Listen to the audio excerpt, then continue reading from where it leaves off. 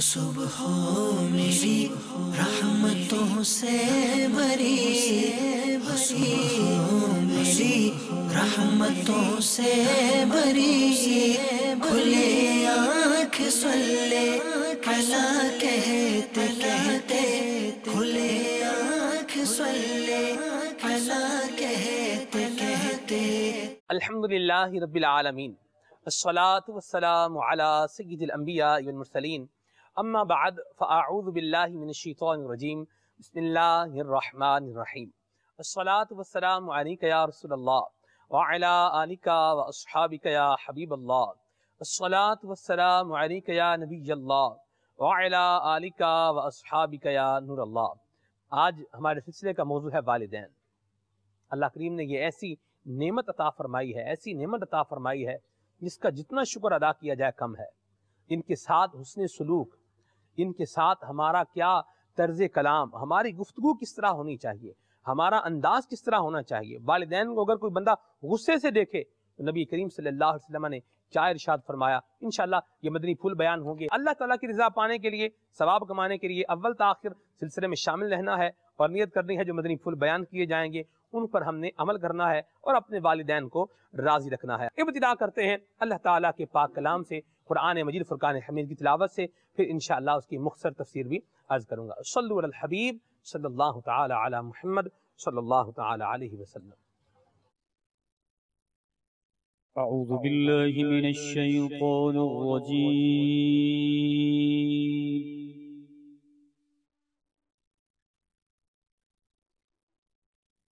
बिस्मिल्लाहिर रहमानिर रहीम।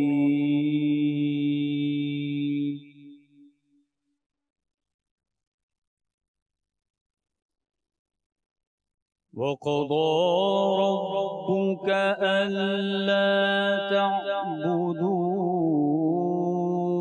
इल्ला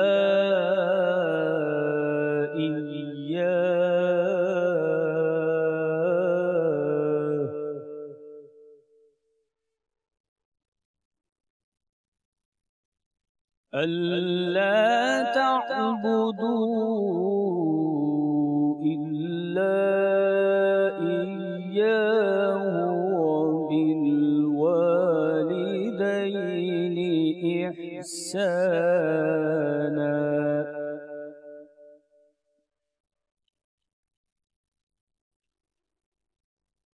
वबिल वालिदैनि इहसाना।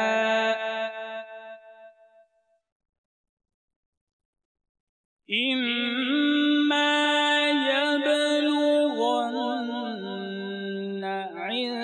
इंदकल किबर अहदुहुमा औ किलाहुमा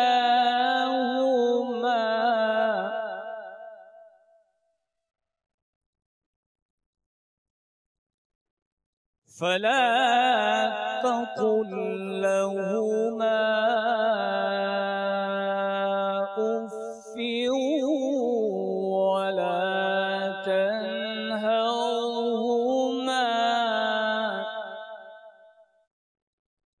इम्मा यबलुगन्न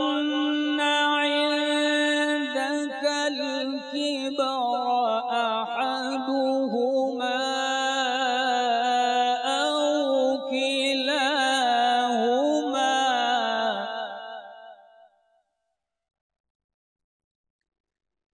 फला तक़ुल लहुमा उफ़्फ़ वला तन्हरहुमा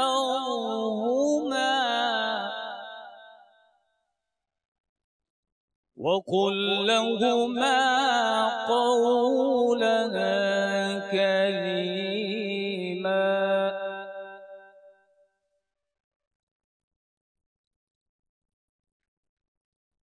वला तन्हरहुमा वक़ुल लहुमा क़ौलन करीमा।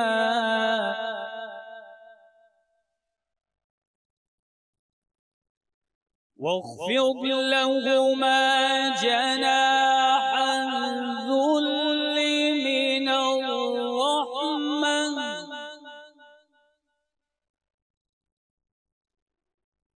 واخفض لهما جناح الذل من الرحمة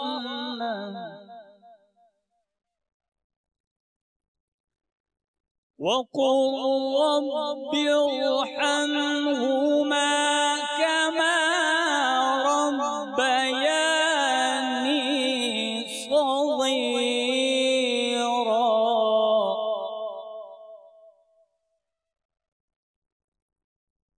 وقل رب ارحمهما كما ربياني صغيرا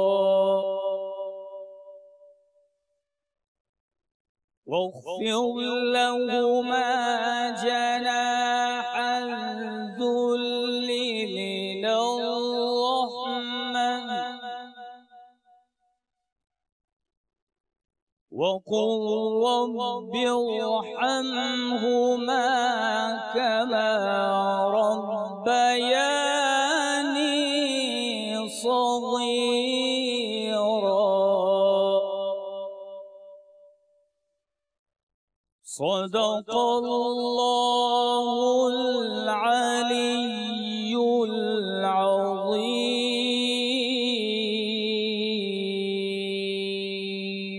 سبحان اللہ سبحان اللہ۔ تلاوت کلام پاک سنی، ترجمہ سماعت فرمائیے۔ اور تمہارے رب نے حکم فرمایا کہ اس کے سوا کسی کی عبادت نہ کرو اور ماں باپ کے ساتھ اچھا سلوک کرو۔ اگر تیرے سامنے ان میں سے کوئی ایک یا دونوں بڑھاپے کو پہنچ جائیں تو ان سے اف تک نہ کہنا اور انہیں نہ جھڑکنا اور ان سے خوبصورت نرم بات کہنا۔ اس کی تفسیر میں وبالوالدین احسانا صراط الجنان میں ہے، اور ماں باپ کے ساتھ اچھا سلوک کرو۔ اللہ تعالیٰ نے اپنی عبادت کا حکم دینے کے بعد اس کے ساتھ ہی ماں باپ کے ساتھ اچھا سلوک کرنے کا حکم دیا ہے۔ اس میں حکمت یہ ہے کہ انسان کا وجود حقیقی جو ہے یہ اللہ تبارک و تعالیٰ کی تخلیق اور ایجاد ہے، جبکہ ظاہری سبب اس کے ماں اور باپ ہیں۔ اس لیے اللہ تعالیٰ نے پہلے انسانی وجود کے حقیقی سبب کی تعظیم کا حکم دیا، یعنی اپنی عبادت کا حکم عطا فرمایا، اور پھر اس کے ساتھ ظاہری سبب کی تعظیم کا حکم بھی ارشاد فرمایا۔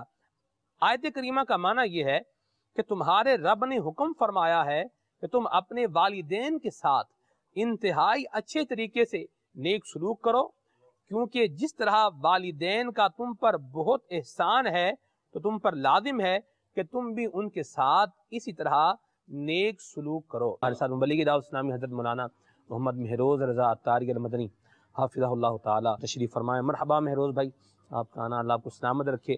آج ہم نے موضوع رکھا ہے والدین، کیا ارشاد فرمائیں گے ابتداء؟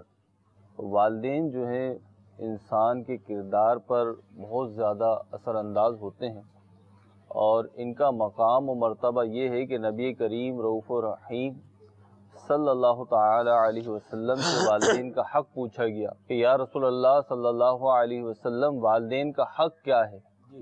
فرمایا یہ تیری جنت اور دوزخ۔ والدین تیری جنت بھی ہیں، دوزخ بھی ہیں، جنت بھی ہیں، دوزخ بھی ہیں۔ مطلب یہ کہ اگر تو ان کو راضی کر کے رکھے گا دنیا میں، اللہ عز و جل کے عطا کردہ دائرہ کار میں رہتے ہوئے، اس کی فرما برداری میں رہتے ہوئے والدین کو راضی و خوش رکھے گا تو یہ تیری جنت ہے، اور اگر تو نے ان کو ناراض کیا، ان کو غضبناک کیا تو یہ تیری دوزخ ہے۔ ایک حدیث پاک میں ہے کہ نبی کریم رؤوف الرحیم صلی اللہ علیہ وسلم کا فرمان عالی شان ہے، 3 چیزیں ایسی ہیں جن میں کسی کو کوئی رخصت نہیں، کسی کو کوئی رخصت نہیں ہے۔ ٹھیک ہے جی۔ ایک یہ کہ والدین کے ساتھ اچھا برتاؤ کرنا، ان کے ساتھ نیکی کا بھلائی کا معاملہ کرنا، چاہے وہ مسلمان ہو یا کافر، اس میں کوئی رخصت نہیں۔ دوسرا وعدہ پورا کرنا، چاہے مسلمان سے کیا ہو یا کافر غیر مسلم سے کیا ہو، تو اس کو پورا کرنا ہے، اس میں کوئی رخصت نہیں ہے۔ ٹھیک ہے۔ اور تیسری چیز یہ کہ امانت کی ادائیگی، صحیح، چاہے وہ مسلمان کی ہو چاہے کافر کی ہو۔ عمران بھائی آپ بھی کچھ مدنی پھول مختصر کریں۔ চ্যানেলের দর্শক শ্রোতা, আজকের বয়ানের যে বিষয় ওয়ালিদাইন অর্থাৎ মা বাবা, অর্থাৎ মা বাবা বলতে আমরা বুঝি আমাদের মা এবং বাবা তাদের খেদমত করা। আমরা একটু পূর্বে হাদিসে মোবারকা শ্রবণ করেছি, বিশেষ করে আল্লাহ রাব্বুল আলামিন পবিত্র কোরআনুল করিমেও যে আমাদের মা বাবার সাথে আমরা কিভাবে ব্যবহার করব, আমাদের কথাবার্তার আন্দাজ কী হবে, পদ্ধতি কী হবে, বিশেষ করে যে হাদিসে মোবারকা একটু পূর্বে আলোচনা হয়েছে যে আল্লাহর হাবিব সাল্লাল্লাহু তাআলা আলাইহি ওয়াসাল্লাম ইরশাদ ফরমান, কোনো ব্যক্তির সকাল হলো, তার মা এবং তার বাবা তার উপর সন্তুষ্ট, খুশি, তা আল্লাহ তাবারক ওয়া তাআলা ওই ব্যক্তির জন্য জান্নাতের 2টি দরজা খুলে দেন। বাহ। মা বাবা যদি তার উপর সন্তুষ্ট হয়, খুশি হয়, যদি এর মধ্যে যদি একজন থাকে তাহলে জান্নাতের 1টি দরজা। আচ্ছা, এমন ব্যক্তি রয়েছে যার সকাল হলো, তার মা এবং তার বাবা তার উপর অসন্তুষ্ট, তখন প্রিয় নবী সাল্লাল্লাহু তাআলা আলাইহি ওয়াসাল্লাম ইরশাদ ফরমান যে তার জন্য জাহান্নামের 2টি দরজা খুলে দেওয়া হয়। তো প্রিয় ইসলামী ভাইয়েরা এবং মাদিনী চ্যানেলের দর্শক শ্রোতা, আমাদের মা এবং বাবা, আমাদের মা বাবাই আমাদের জন্য জান্নাত, আমাদের মা বাবাই আমাদের জন্য জাহান্নাম। জান্নাত কিভাবে হবে? যখন আমাদের মা বাবার সাথে আমরা সুন্দর আচরণ করব। আল্লাহ রাব্বুল আলামিন কোরআনুল কারীমের মধ্যে যেভাবে মা বাবার সাথে ইহতিরাম, মা বাবাকে যেভাবে সম্মান করার জন্য বলেছেন, সেভাবে যখন আমরা তাদের সাথে আচরণ করব তখন মা বাবা আমাদের জন্য জান্নাত হয়ে যাবে। যখন আমরা তাদের হুকুম অমান্য করব, মা বাবা আমাদেরকে যেভাবে আদেশ দেয় শরীয়তের মধ্যে, যদি আমরা তাদের আদেশকে অমান্য করি তখন আমাদের জন্য সেটা জাহান্নাম হয়ে যাবে। কিতাবের মধ্যে রয়েছে, যদি কোনো ব্যক্তির মা বাবা তার উপর অসন্তুষ্ট হয় তখন তার উপর আগুনের বৃষ্টি বর্ষণ হয়।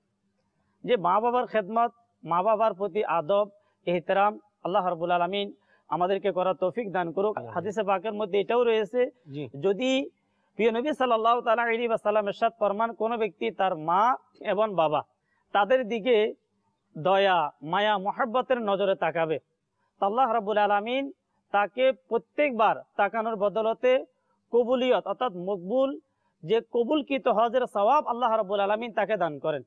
এরপর সাহাবা একরাম যখন আরজ করলেন যে ইয়া রাসূলুল্লাহ সাল্লাল্লাহু তাআলা আলাইহি ওয়াসাল্লাম, যদি বারবার তাকাই, তখন আল্লাহর হাবিব সাল্লাল্লাহু তাআলা আলাইহি ওয়াসাল্লাম বলেন যে আল্লাহ তাবারক ওয়া তাআলা মহান, যে আল্লাহ তাআলা চাইলে এর থেকে বেশি সওয়াব দান করতে পারে।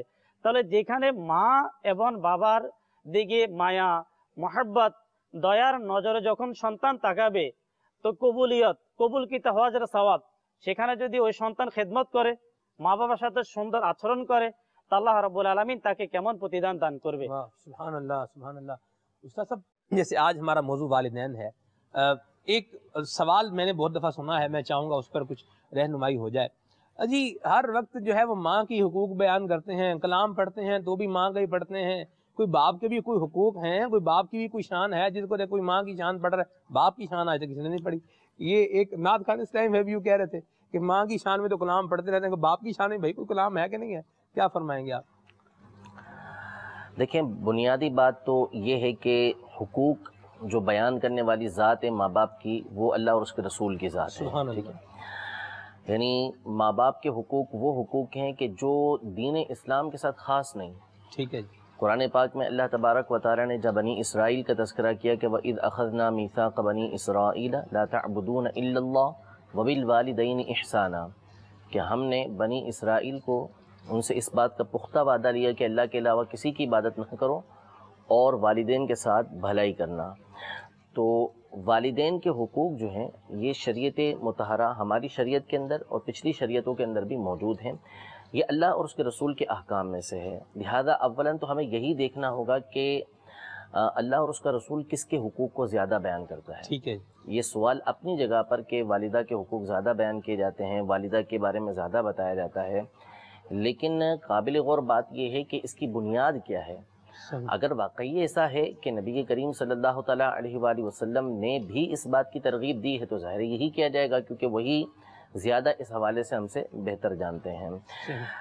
एक बात तो ये, और ज़ाहिर है कि ये बात बिल्कुल मशहूर हदीस के अंदर मौजूद है, यानी बचपन से ही पढ़ते हुए आते हैं कि जब हुज़ूर अलैहिस्सलाम से सहाबी रज़ियल्लाहु तआला अन्हु ने अर्ज़ की कि मैं किसके साथ सबसे ज़्यादा भलाई करूँ, तो कहा माँ के साथ। जी। फिर अर्ज़ की कि फिर किसके साथ, फिर फरमाया माँ के साथ। تیسری مرتبہ بھی ماں کے ساتھ پھر والد کا تذکرہ کیا. تو اس سے یہ بات ظاہر ہوتی ہے کہ جو خدمت ہے وہ ماں کی زیادہ ہے, ٹھیک ہے, حقوق ماں کے زیادہ ہیں. وجہ یہ ہے کہ اصل میں جو ماں ہے وہ بچے کے لیے تکلیفیں باپ کے مقابلے میں زیادہ جھیلتی ہے. ٹھیک ہے, ظاہر ہے کہ جو پیٹ کے اندر رکھنا 9 ماہ تک اس کی تکلیفیں الگ, پھر اس کے بعد بچے کی پیدائش کے وقت کے جو مراحل ہوتے ہیں اس کی تکالیف, یعنی ایک ایک اس کا جھٹکا ایسا کہ جو نزا کی سختیوں جیسا ہو, اتنا زیادہ اس کے اندر تکالیف کا سامنا. پھر اس کے بعد یعنی بچہ جب گندگی کر دے تو باپ تو دیکھ کے بھاگ جاتا ہے, ایسی بات. ماں ہوتی ہے کہ جو باپ تو کہتا ہے لے بھی چوکے نو پرا صاحب انو بال اس کو دور ہٹائیں. ہاں جی, تو لیکن ماں یعنی اس کی طبیعت فطرت کے اندر جو ہے وہ اللہ تبارک و تعالیٰ نے کیسی بچے سے شفقت اور محبت رکھی ہے کہ وہ اس کی گندگیاں صاف کرتی ہے, اس کو صاف ستھرا رکھتی ہے. جی, باپ میں عمومی طور پہ یہ چیز نہیں ہوتی. ٹھیک ہے, تو اس لیے جو طبیعت اور حقوق کا معاملہ ہے وہ ماں کے ساتھ ہی زیادہ ہے. ٹھیک ہے, لیکن ہرگز اس کا مطلب یہ نہیں ہوتا کہ ماں کے حقوق کو بیان کر کے ہم جو ہے وہ والد کے حقوق کو بھول جائیں, بلکہ یہاں پر جو ہے ماں کے حقوق جو ہے وہ بیان کیے گئے ہیں, تو ساتھ ہی باپ کے حقوق بھی بیان کیے گئے ہیں. جیسا کہ ابھی حدیث پاک بھی بیان کی کہ جو والدین ہیں وہ تیرے لیے جنت و دوزخ ہیں, دونوں ہیں تو دونوں ہیں, اور ایک ہے تو ایک جنت کا دروازہ, ایک دوزخ کا دروازہ. اور قرآن پاک میں بھی اللہ تبارک و تعالیٰ نے دونوں ہی کے حوالے سے ارشاد فرمایا کہ تم ان دونوں کے ساتھ نیکی کا سلوک کرو. وَخْفِضْ لَهُمَا جَنَاحَ الذُّلِّ مِنَ الرَّحْمَةِ, عاجزی کے بازو ان کے سامنے بچھا دو. وَقُلْ لَهُمَا قَوْلًا كَرِيمًا, اور ان سے جو ہے وہ نرمی والی گفتگو کرو. تو دونوں کے بارے میں قرآن پاک کے اندر ارشاد فرمایا ہے. اور دوسری بات یہ کہ سیدی اعلیٰ حضرت امام اہل سنت رضی اللہ تعالیٰ عنہ نے اس حوالے سے تقسیم کی ہے کہ کہاں باپ کا حق زیادہ ہے اور کہاں ماں کا حق زیادہ ہے. جہاں آئے گی خدمت کی بات, تو خدمت کے حوالے سے جو حق زیادہ ہے وہ ماں کا زیادہ ہے. خدمت میں وہ ماں کی زیادہ کرے گا, لیکن جہاں تعظیم کا معاملہ آئے گا تو وہ باپ کا حق زیادہ ہے, کیونکہ وہ ماں کا بھی سردار ہے. تو اس لیے تعظیم جو کی جائے گی وہ باپ کی زیادہ کی جائے گی. جیسے مثال کے طور پہ والدین آئے, اب یہ مدنی ماحول میں تو ہمارے یہاں سکھایا جا رہا ہے, یہ ہمارے بزرگوں کا طریقہ ہے. سیدی اعلیٰ حضرت امام اہل سنت نے اس بات کی ترغیب دلائی کہ والدین آئے, اب ان کی تعظیم کے لیے اٹھنا ہے. سبحان اللہ. تو پہلے نیت کرے باپ کی تعظیم کے لیے نہیں اٹھنے کی, سبحان اللہ. پھر ماں کی تعظیم کے لیے اٹھنے کی نیت کرے. کیا بات. اور خدمت کا موقع آئے تو خدمت میں پہلے ماں کی طرف جائے, سبحان اللہ, پھر باپ کی طرف جائے. تو اس لیے ہرگز ایسا نہیں ہے کہ باپ کے حوالے سے حقوق نہ ہو, باپ کے حقوق بہت زیادہ ہیں. ان کے والدین حیات ہیں, اللہ تعالیٰ ان کے والدین کا سایہ ان کے سروں پر عافیت کے ساتھ قائم و دائم فرمائے, اور جن کے والدین وصال فرما چکے اللہ کریم ان کی بلا حساب مغفرت فرمائے. والدین بھی دعوت اسلامی کے مدنی ماحول میں آ جائیں, اولاد بھی دعوت اسلامی کے مدنی ماحول میں آ جائے, ایک دوسرے کے حقوق کا خیال رکھتے ہوئے زندگی گزاریں گے, انشاءاللہ زندگی دنیا میں بھی اچھی ہوگی, حشر میں بھی اچھی ہوگی. اللہ تعالی ہم سب کو والدین کا مطیع و فرما بردار بنائے. صلو علی الحبیب صلی اللہ تعالی علی محمد صلی اللہ تعالی علیہ وسلم. صبح میری رحمتوں سے بری, میری رحمتوں سے بری,